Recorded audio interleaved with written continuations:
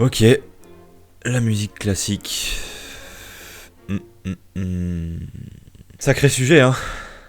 Je fais des vidéos sur Minecraft, sur Mario Bros, et tout à coup, bam, sorti de nulle part, je fais une vidéo sur la musique classique.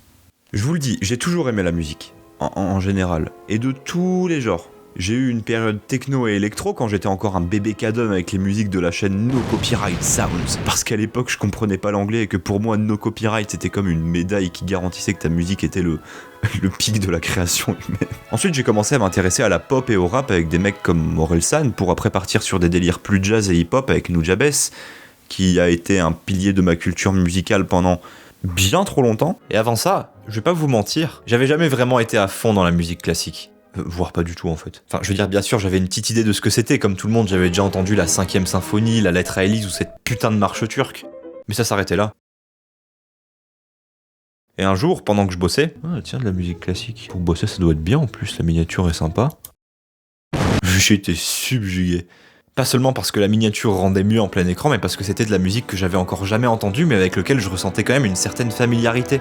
J'avais l'impression d'entendre de la musique de film, mais avec plus de profondeur et en beaucoup plus coloré.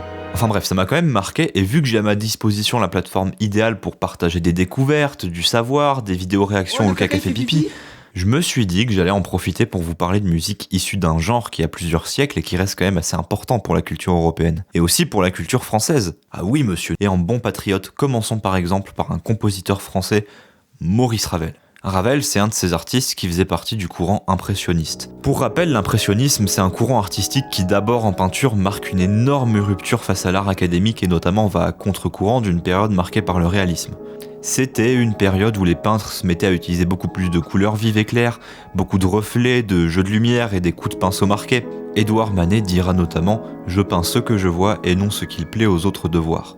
Et en musique, c'est un peu pareil. L'impressionnisme en musique se concentre plus sur l'imitation du monde, des émotions, des couleurs, du ressenti du compositeur, plutôt que d'essayer de composer quelque chose de conventionnel. Et bah Ravel, c'était un représentant phare de tout ce petit groupe-là. Même si en vrai il aimait pas trop le terme impressionniste. Pour moi, le travail de Ravel est particulièrement exceptionnel rien que pour la maîtrise de l'orchestration de ses œuvres et aux émotions très fortes qu'il arrivait à implanter dans ces dernières.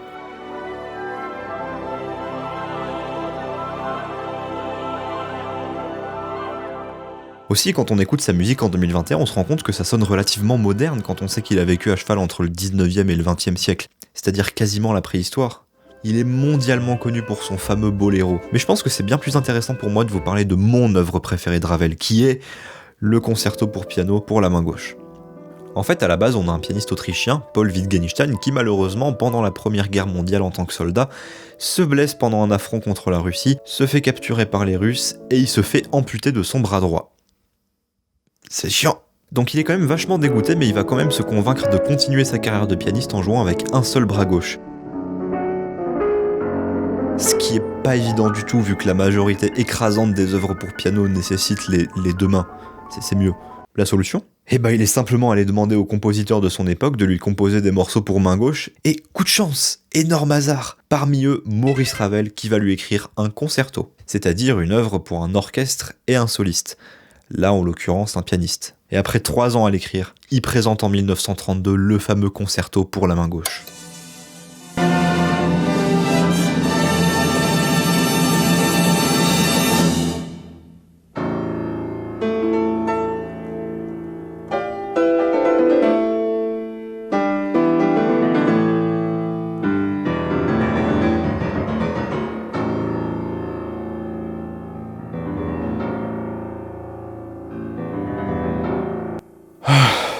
Elle est tellement cool cette intro.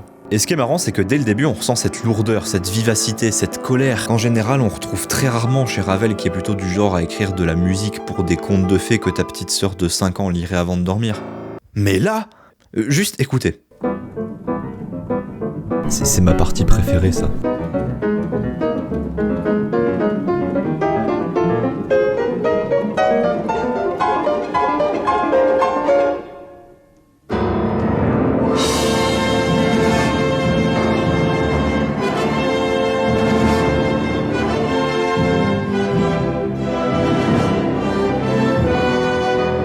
Je pourrais écouter ça pendant des heures.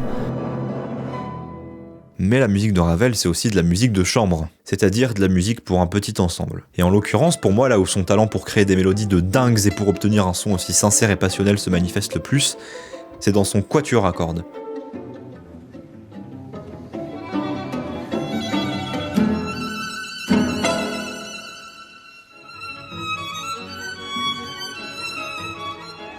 C'est incroyable, ça a été composé en 1902 et pourtant c'est tellement moderne. Ça pourrait, je dis bien ça pourrait sortir d'un film d'animation japonais du style Ghibli que je remarquerais absolument rien. Impossible que Joe Hisaishi n'ait pas été inspiré par la musique impressionniste. Donc oui, j'aime particulièrement bien la musique de transition du 19e au 20e siècle. Et il y a de quoi, parce que cette période en musique est très importante. Déjà parce qu'elle forme une période où le romantisme arrivait à sa fin et où l'expression sentimentale du compositeur atteignait une importance qu'on n'avait encore jamais vue. C'est une période où on peut trouver la musique la plus profonde et la plus sincère. En plus de la diversité exceptionnelle et de l'avant-gardisme des compositions majeures de l'époque,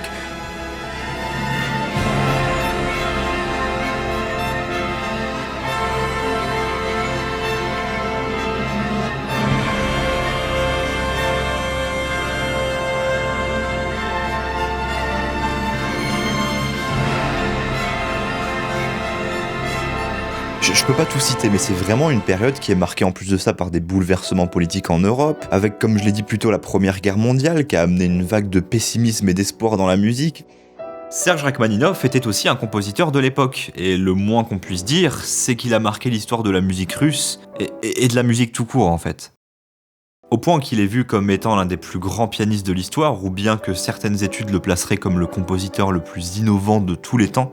Et au fond, sa musique est tout ce qu'on pourrait attendre d'un homme en dépression au cœur d'une Russie qui est à l'aube de 2 guerres mondiales et de plusieurs révolutions comme la révolution d'octobre ou la révolution russe de 1905. C'est une musique bien souvent inconsolable, la musique d'un homme conscient de sa condition et qui l'accepte. Et si vous voulez, son œuvre est tellement variée que devoir penser à sélectionner et conseiller une toute petite poignée de ce que ce génie a pu écrire, c'est déjà très dur pour moi. Même s'il était pianiste, il a composé des symphonies, de la musique religieuse, de la musique chorale, des concertos et même un peu de musique de chambre. Par exemple, le 2e trio élégiaque qu'il a composé le soir où il a pris la mort de son collègue bien-aimé, Tchaïkovski. L'œuvre a été écrite sous le coup de l'émotion en 3 semaines, mais malgré la jeunesse du compositeur, il avait 20 ans, l'œuvre referme un sentiment extrêmement pur et une représentation de ce que c'est que de vivre le deuil, la tristesse et le déni jusqu'à en venir à la colère représentée par l'ostinato des cordes.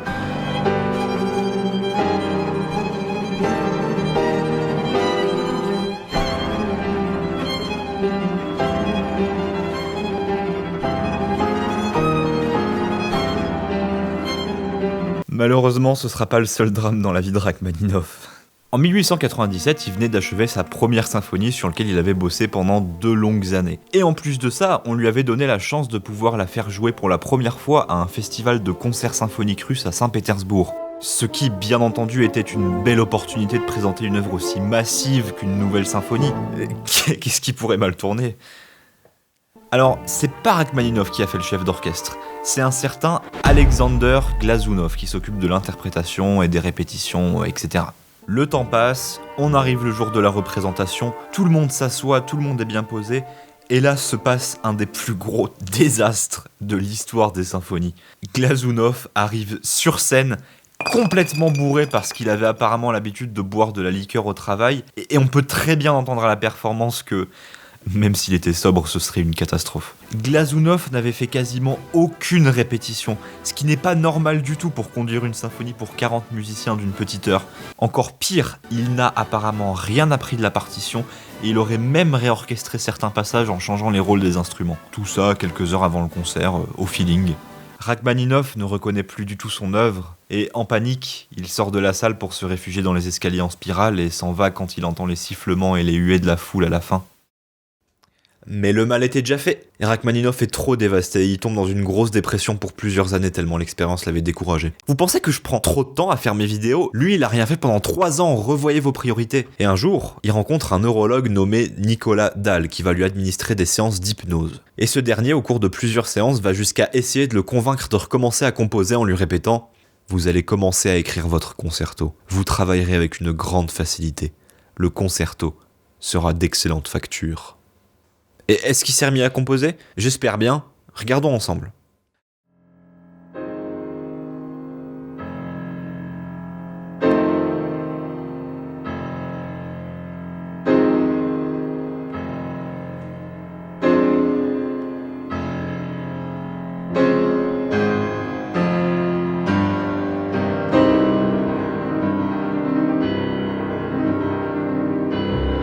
Le premier mouvement s'ouvre sur ce thème introduit par l'orchestre. Un thème vengeur et solennel comme on écrirait une marche. Et c'est à travers ce thème, appuyé par les crescendo du piano insistant sur les notes graves, que s'ouvre une œuvre résultant de quasiment 4 ans de souffrance. Et c'est ainsi que naît le fameux deuxième concerto de Rachmaninoff, dont le second mouvement est peut-être le plus connu parce que un deuxième mouvement qui oh.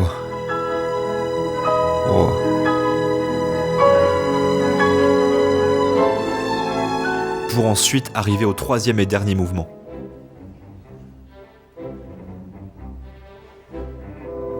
Vous remarquerez qu'on est tout de suite loin de l'approche plaintive des 2 autres mouvements. Il va même s'autoriser des libertés en s'amusant avec des gammes jazz parce que... pourquoi pas ? Mais c'est pas tout. On arrive au final, et là...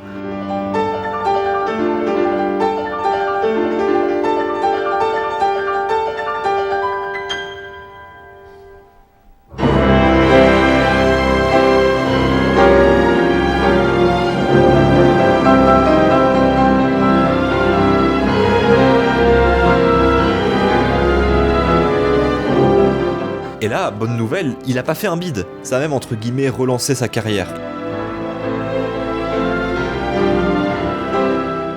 Aussi dur que devoir quantifier et définir l'originalité artistique puisse paraître, je pense que Rachmaninoff et ses collègues de l'époque restent un exemple d'une période musicale qui a vu son florilège de styles les plus variés les uns des autres, et dont beaucoup de codes sont encore utilisés dans la musique moderne, genre la musique de film ou la musique de jeux vidéo. Mais attendez, il y a plus original, ou du moins plus révolutionnaire. Beethoven. Oui, Beethoven n'est pas juste connu parce que la lettre à Élise, ouah, c'est vraiment la plus belle musique du monde. Il est important au point que de devoir résumer ce qu'il a pu faire qui valent la peine d'être discuté et étudié, c'est impossible. Ça me prendrait littéralement des jours, voire des années, voire des siècles, Déjà, il a apporté une nouvelle dimension au concept même de la composition musicale en mettant en avant le sentiment du compositeur comme étant la source de l'inspiration de ce dernier. Ce qui à l'époque était assez rare pour le coup. Et dans la vie de Beethoven, chronologiquement, on compte 3 périodes. La première, c'est surtout la période de découverte, où Beethoven imitait le style viennois de ses prédécesseurs, une structure très classique et énormément de musique au piano avant tout, vu que c'était sa zone de confort.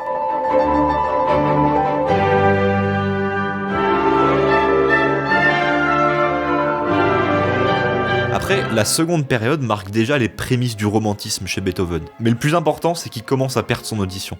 Et ça le déprime. Il ira même jusqu'à écrire un testament à ses 2 frères dans lequel il explique qu'il a renoncé au suicide et qu'il continuera à composer malgré tout. Ses compositions sont de plus en plus longues et il écrit la 3e symphonie qui était la plus longue jamais écrite à l'époque. 50 minutes. Ouais. Bravo. Ouais. Mais je vais surtout m'attarder sur la 3e période parce que c'est la plus intéressante. Et particulièrement d'un témoin assez important de l'évolution musicale et spirituelle de Beethoven, sa musique de chambre.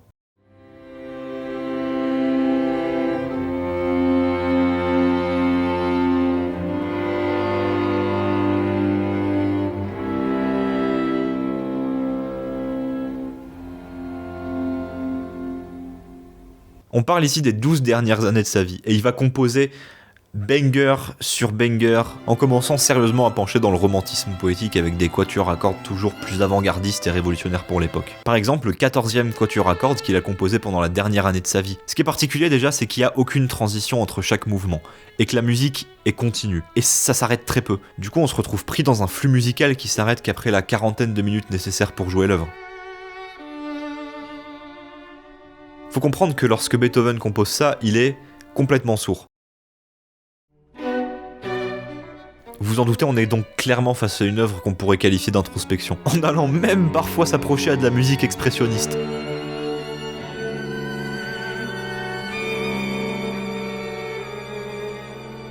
On est en 1826, et Beethoven compose de la musique d'un courant qui apparaîtra 150 ans plus tard. Un peu plus s'il composait La Nuit transfigurée de Schoenberg. Humour de mélomane. C'est aussi une œuvre contrapontique révolutionnaire par la manière que Beethoven a d'utiliser chaque voix. Et par voix, j'entends... C'est super dur à expliquer, tenez.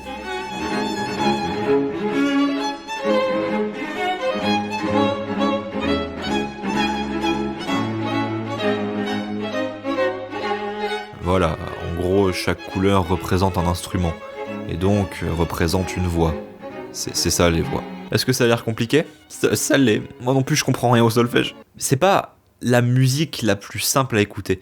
Ça m'a pris du temps et des analyses avant que je me mette à comprendre les quatuors de Beethoven. Mais n'empêche que la plupart du temps, je me retrouve quand même face à une musique intense, personnelle, intime. C'est pas pour rien que Schubert a déclaré à propos de ce morceau: après ça, qu'est-ce qu'il nous reste à écrire ? Et qu'il a ensuite demandé sur son lit de mort à ce qu'on lui joue l'œuvre entière. Ce qu'on lui a fait. S'il y a bien une chose dont je suis sûr, c'est que plus je m'intéresse à l'œuvre des compositeurs de chaque période en m'amusant à chercher les meilleures interprétations, les détails derrière chaque mouvement, le contexte derrière chaque phrase, chaque accord, chaque harmonie, c'est quand même là que je me suis rendu compte que peut-être que la musique est plus qu'un simple divertissement, un bruit de fond ou un accompagnement pendant mes games de Bed Wars. Mais ça me casse les couilles, putain! Mais non! Et comme je vous l'ai dit, moi j'aime la musique sous beaucoup de styles et de genres. Mais je pense que la raison qui fait qu'une symphonie de malheur me paraisse beaucoup plus profonde et complexe en émotion, c'est que la musique de cette époque-là prenait le temps d'exprimer une idée, de la développer, de la moduler et d'arriver à exprimer plus d'émotions en une seule phrase que dans toute la discographie McFly et Carlito. Quoique le hot dog d'Ikea, c'était quelque chose quand même. En attendant, je vous recommande d'aller écouter les morceaux dont je parle. Et si vous le faites pas, vous verrez. En attendant, sachez que j'ai pris un énorme plaisir à faire cette vidéo. Même si elle m'a pris du temps à faire. Waouh, 8 mois. Je le referai sans problème. Et qui sait, peut-être que la prochaine vidéo reparlera de musique.